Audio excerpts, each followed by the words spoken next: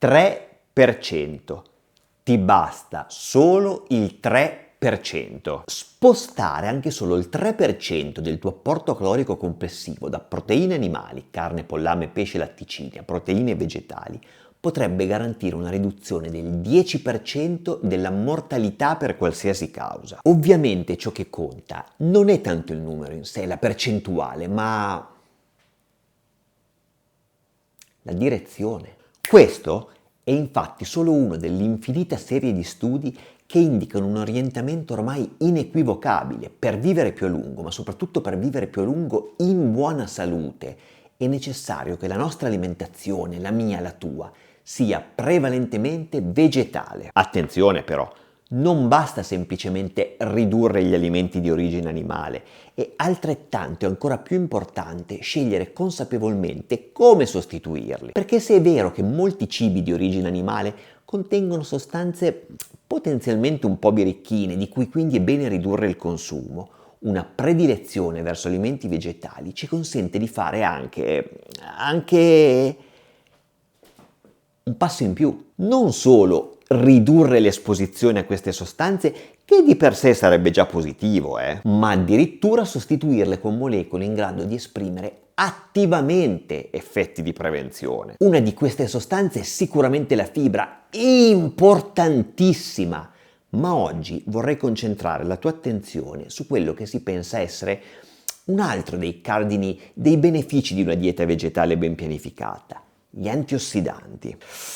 Brevemente, cosa sono gli antiossidanti e perché pensiamo che possano essere così utili? Gli antiossidanti sono sostanze che aiutano a proteggere le cellule del tuo corpo dai danni causati dai radicali liberi, che sono invece molecole un po' instabili, prodotte durante i normali processi metabolici come respirare o digerire il cibo, oltre che da fattori esterni come il fumo, l'inquinamento e l'esposizione al sole. Immagina i radicali liberi come degli ospiti ubriaconi a una festa che iniziano a spaccare i mobili e rovinare l'arredamento, le nostre cellule. Gli antiossidanti sono come un gruppo di amici sobri e calmi che intervengono per placare la situazione prima che si trasformi in un disastro. Senza gli antiossidanti, i radicali liberi possono provocare danni cumulativi che nel tempo sono stati associati a malattie come cancro, invecchiamento precoce, malattie cardiovascolari e tante altre condizioni croniche. Ma come sempre succede nella meravigliosa complessità della vita, quello che cerchiamo è in realtà un buon equilibrio, non la completa neutralizzazione preventiva di tutti i radicali liberi.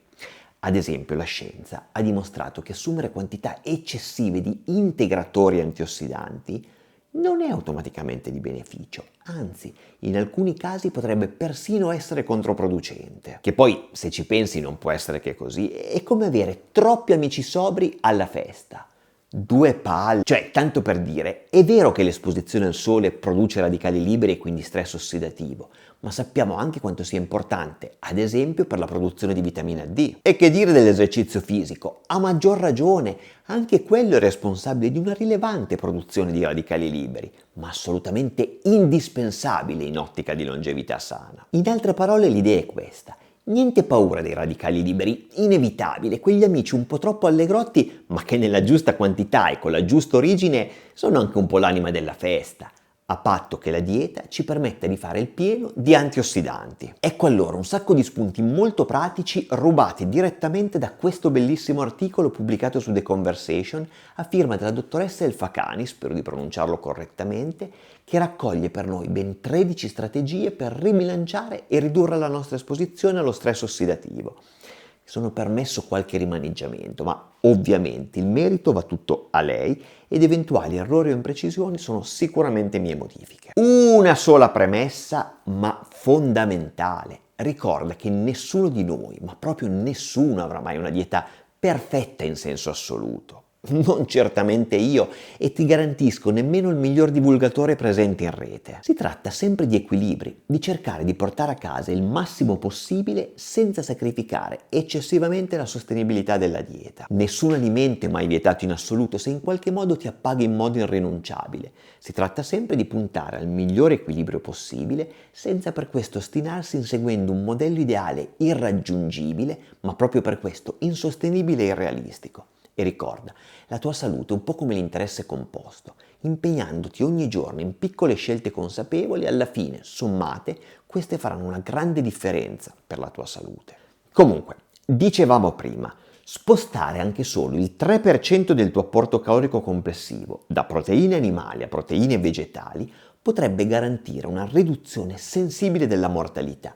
E allora partiamo proprio da qui, riducendo alcuni fra gli alimenti più problematici. Le carni lavorate, salsicce, hamburger, hot dog, affettati, che contengono conservanti e altre sostanze responsabili di una produzione del tutto inutile di radicali liberi. Il consumo, se proprio non puoi farne a meno, dovrebbe diventare sporadico e occasionale. La carne rossa lavorata è meno peggio, ma non tanto meno peggio, Ad esempio, l'elevato contenuto di ferro la rende un ossidante che può contribuire a un aumento rilevante dello stress ossidativo nel tuo organismo. Siamo sinceri, soddisfazione del palato a parte, non ne abbiamo davvero bisogno. Proviamo a limitarla, almeno un po'. La stessa cautela ti è richiesta anche nella scelta delle bevande. Attenzione agli alcolici che non solo sono ricchi di calorie, ma possono anche produrre radicali liberi nel corpo. Stesso identico risultato, anche se raggiunto per una strada differente, per le bibite dolci. Dicevamo prima che non basta ridurre gli alimenti animali se poi li sostituiamo con cibi che, anche se proprio non contengono direttamente molecole ossidanti, allo stesso tempo sono così nutrizionalmente poveri, insignificanti, da rappresentare più che altro un'occasione mancata. Mi riferisco soprattutto a quelle fonti di carboidrati raffinati come pasta e pani bianchi, ma anche focacce, pizzette e simili, o peggio, serbatoi di grassi e zuccheri aggiunti come i dolci. Li chiamiamo calorie vuote non a caso, perché oltre a una scossa di dopamina e a una palata di calorie, non apportano altro e anzi spesso sono responsabili di aumenti della glicemia e dell'insulina che, seppure non problematici per il soggetto sano, sono comunque un terreno inutilmente più fertile per infiammazione cronica, stress ossidativo e accumulo di grasso viscerale. Ricordati la premessa fatta prima, però, nulla è vietato, ma tendiamo a preferire altro. Infine, attenzione anche alla modalità di preparazione degli alimenti, attenzione alle alte temperature della griglia e attenzione ai grassi utilizzati per la cottura e in particolare al riutilizzo inutilmente protratto degli oli per friggere. Dire che possono diventare pericolosi, credimi, significa usare solo un pallido eufemismo.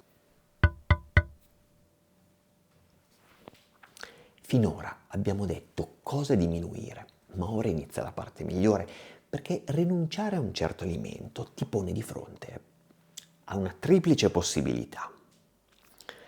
Puoi sostituirlo con qualcosa di altrettanto esecrabile. Puoi sostituirlo con qualcosa che nella migliore delle ipotesi eserciti un effetto neutro. Ma perché non fare jackpot con un'alternativa che abbia addirittura un effetto positivo? Bingo!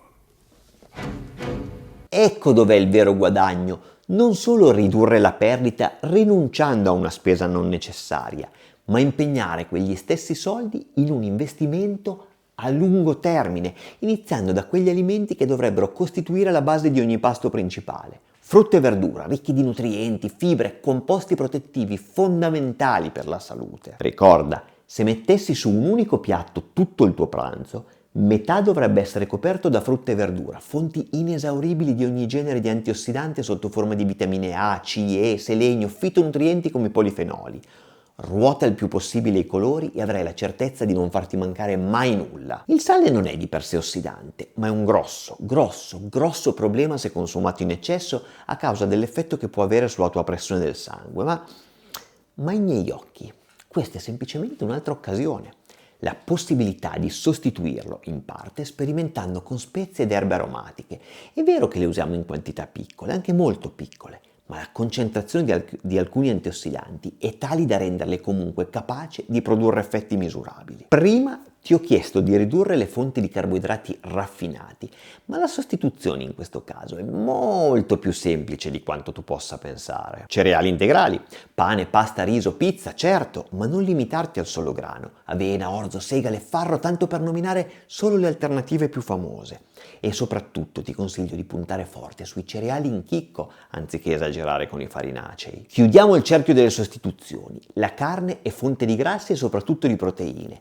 E anche in questo questo caso il mondo vegetale ci offre una varietà quasi infinita di sostituzioni in forma di legumi, frutta secca, guscio e semi. Non solo proteine di qualità, no, non solo grassi sani, no, ma di nuovo fibra e antiossidanti, che sono probabilmente alla base di tutta quella letteratura che mostra un'associazione positiva con la nostra salute. Concludiamo con le bevande, perché come abbiamo detto, una dieta sana non è solo privazione, al contrario, è spesso aggiunta. Il caffè, certo, ma direi ancora di più il tè, non solo una coccola rilassante, ma un caldo abbraccio derivante dalla consapevolezza che i polifenoli presenti combattono anche l'ossidazione. Riassumendo, come ripetiamo spesso, la tua alimentazione è un gioco a somma zero, perché quando decidi di mangiare qualcosa, non solo stai scegliendo quell'alimento, ma stai anche rinunciando ad altre alternative. L'articolo pubblicato su The Conversation è incentrato sugli antiossidanti,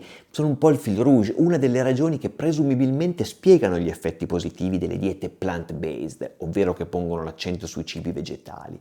Ma uno degli aspetti più affascinanti di questi approcci alimentari è che optando per alimenti vegetali e minimamente trasformati sei praticamente sicuro di non sbagliare mai. Le eccezioni sono pochissime, soprattutto avendo cura di impostare la propria dieta sulla varietà. Come riassume in modo elegantemente semplice Pollan, bastano 3 regole. Mangia cibo vero, non troppo, soprattutto vegetale. Grazie di vero cuore per la tua attenzione e la tua fiducia. Ricorda però che uno sconosciuto in rete non può e soprattutto non deve mai sostituire né il tuo medico curante né il tuo nutrizionista, perché solo loro possono conoscere e quindi tenere conto davvero delle tue specifiche esigenze. Grazie ancora. Ciao!